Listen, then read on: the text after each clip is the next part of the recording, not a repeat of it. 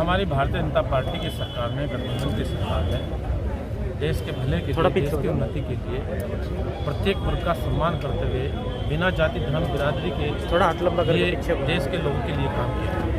बहुत बेहतर योजनाएं सरकार ने देने का काम किया है।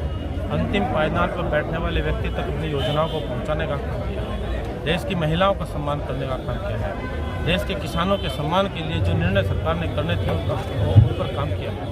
देश के नौजवानों को आगे लाने के लिए काम किया है।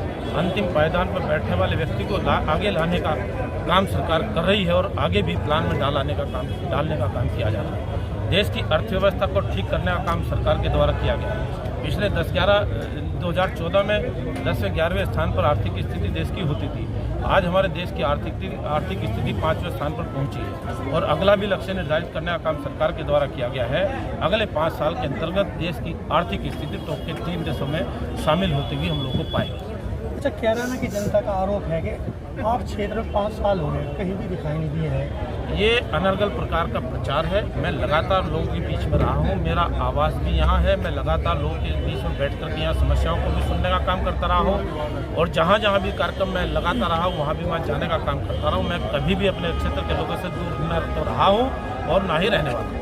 अच्छा, सपा प्रत्याशी इकरा संघ जी भी प्रचार करती फिरती है। कल भी उन्होंने कहा है कि सांसद जी तो कहीं आज 5 साल हो गए कहीं दिखाई नहीं दिए। कुछ भी कह लें, उनके भाई विधायक हैं, 3 बार से विधायक हैं। अब क्षेत्र के लोगों को कहीं दिखाई दे रहे हों, एक कोई काम उनका कहीं दिखाई दे रहा हो, एक उपलब्धि उनकी सरकार के दौरान की दिखी है, मुझे तो बड़ी चिंता है, मुझे बड़ा दुख होता है। मेरा कैराना लोकसभा के लोगों ने पलायन किया है और पलायन को लेकर के आप लोगों की मीडिया के माध्यम से वो हाईलाइट हुआ, पूरे देश के अंदर पहुंची, वो बात विदेशों तक पहुंची है। लेकिन मुझे तकलीफ इस बात की है